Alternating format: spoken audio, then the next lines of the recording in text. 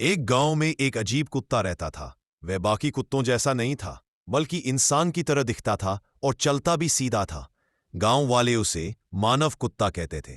वह लोगों की मदद करता, बुजुर्गों का सामान उठाता, बच्चों को स्कूल पहुंचाता और खेत में किसान के साथ काम करता। उसकी समझदारी देखकर लोग हैरान रहते। एक दिन गांव में आग लगी तो उसी कुत्ते ने सबको सुरक्षित बाहर निकाला। तब से गांव वाले उसे केवल जानवर नहीं, बल्कि अपने परिवार का हिस्सा मानने लगे।